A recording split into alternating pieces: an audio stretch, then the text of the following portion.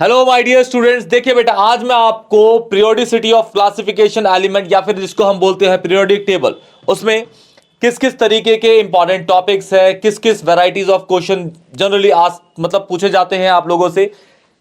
UTs में भी बहुत ज्यादा रिपीट क्वेश्चन करते हैं, तो वो आपको क्वेश्चन बताऊंगा, उनके आंसर भी आपको बताऊंगा। ध्यान से देखिएगा, ज्यादा लंबी वीडियो खींचूंगा नहीं, वीडियो तक बने रहिएगा। वीडियो अगर अच्छी लगे तो अपने दोस्तों को भी शेयर करिएगा, चैनल को सब्सक्राइब करिएगा। बेटा देखिए, हम डाल देते हैं बेटा जी सबसे पहले चैप्टर 3। सबसे पहला आपको जो पढ़ना है, atomic radius.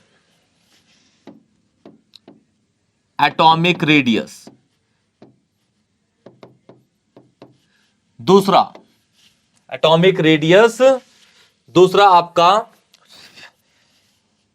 Ionisation energy.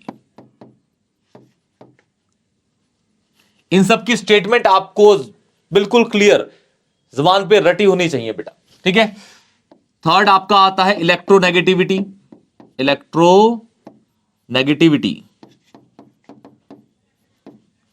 Fourth electron gain enthalpy.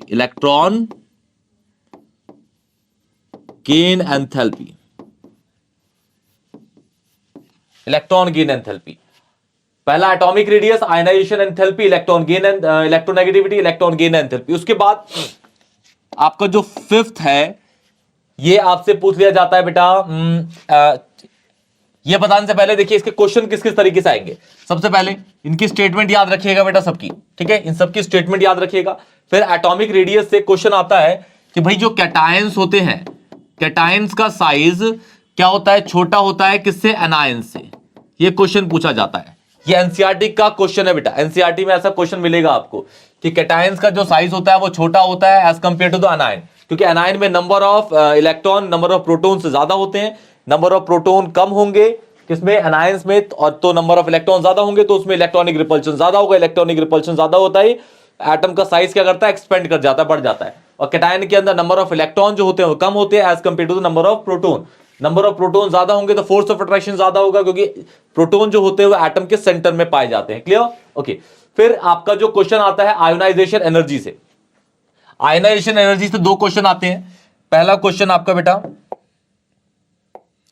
पहला क्वेश्चन कि भाई ओ और एन, नाइट्रोजन और फ्लोरीन में किसकी आयोनाइजेशन एनर्जी ज्यादा होती है। तो सबको पता है नाइट्रोजन की ज्यादा होती है, फर्स्ट आयोनाइजेशन एनर्जी, क्योंकि नाइट्रोजन की इलेक्ट्रॉनिक कॉन्फ़िगरेशन करेंगे तो 1s2 2s2 2p3 मतलब p के हर ऑर्बिटल में एक एक इलेक्ट्रॉन है, वो हाफ फिल्ड कॉन्फ़िगरेशन शो कर रहा है। हाफ फिल्ड है तो स्टेबल होगा, और ये होगा पार्शियली। क्लियर। दूसरा क्वेश्चन आता है कि Be, बेरिलियम एंड बोरोन में किसकी इलेक्ट्रोनेगेटिविटी ज्यादा हो, सॉरी किसकी आयनाइजेशन एनर्जी ज्यादा होती है फर्स्ट, तो वो होती है किसकी, बेरिलियम की। पहला रीजन तो ये होता है कि भाई इसको लिखते हैं कि 2s2 है, तो ये फुली फिल्ड इलेक्ट्रॉनिक कॉन्फ़िगरेशन है इसकी, ठीक है। दूसरा रीजन कि इसका पेनिट्रेशन इफेक्ट भी ज्यादा होता है, पेनिट्रेशन इफेक्ट ज्यादा होता है, पेनिट्रेशन ज्यादा होता है इसका। Clear, okay. फिर आपका क्वेश्चन आता है, ये दोनों के दोनों एनसीईआरटी क्वेश्चन है बेटा।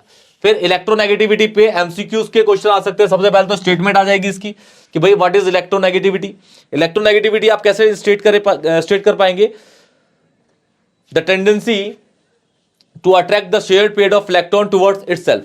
मतलब इलेक्ट्रोनेगेटिविटी किसी भी एलिमेंट की एक क्षमता होती है दूसरे वाले एलिमेंट से इलेक्ट्रॉन खींचने की, ठीक है, इलेक्ट्रॉन खींचने की। अब इलेक्ट्रोनेगेटिविटी है तो खींच के अपने ऊपर चार्ज एक्वायर कर लेगा नेगेटिव, ठीक है, और जो नहीं कर पाएगा तो वो होगा इलेक्ट्रोपॉजिटिव। इसलिए जो नॉन मेटल्स होते हैं वो जनरली क्या होते हैं, इलेक्ट्रोनेगेटिव, और मेटल्स जो होते हैं वो जनरली इलेक्ट्रोपॉजिटिव होते हैं। तो सबसे पहले आपको याद रखना है कि भाई फ्लोरीन का सबसे ज्यादा इलेक्ट्रोनेगेटिविटी होती है, इसमें याद रखिएगा फ्लोरीन की, ठीक है।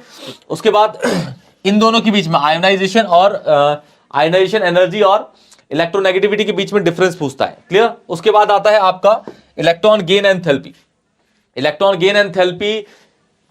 और इसके बीच में भी रिलेशन पूछ सकता है, इन दोनों के बीच में या फिर इन दोनों के बीच में रिलेशन ऐसे पूछे जाते हैं डिफरेंस करके, डिफरेंशिएट करिए बेटा। और इस पे दो क्वेश्चन आते हैं कि पहला क्वेश्चन है कि भाई O और F है, दोनों में ज्यादा इलेक्ट्रॉन गेन एंथैल्पी किसकी नेगेटिव होगी। तो वो होती है फ्लोरीन की, क्योंकि फ्लोरीन बस एक ही इलेक्ट्रॉन ले सकता है और पहला इलेक्ट्रॉन जब लिया जाता है तो उस टाइम एनर्जी रिलीज होती है। क्या रिलीज होती है? सेकंड, एनसीईआरटी के क्वेश्चन है बटे, ये आते हैं, ये आएंगे, चेक करिएगा ध्यान से।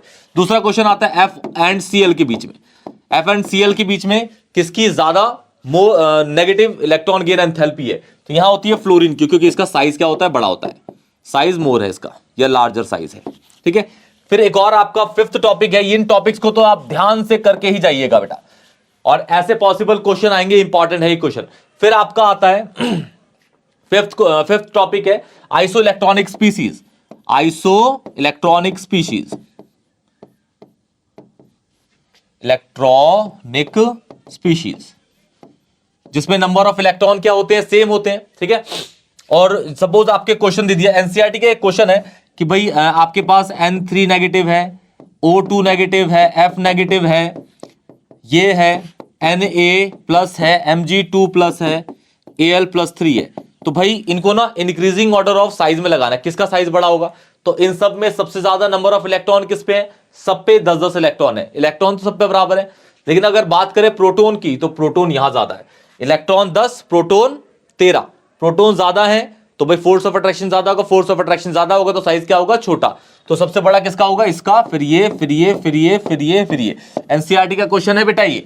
तो ये आपके ना चैप्टर 3 पीरियोडिक टेबल के इंपॉर्टेंट क्वेश्चंस हैं, इंपॉर्टेंट टॉपिक्स है। कोई भी डाउट होगा तो प्लीज मुझे कमेंट सेक्शन में बताइएगा। वीडियो को लाइक करिएगा, वीडियो अगर अच्छी लगी तो दोस्तों को शेयर करिएगा, चैनल को सब्सक्राइब करिएगा। तब तक के लिए टेक केयर।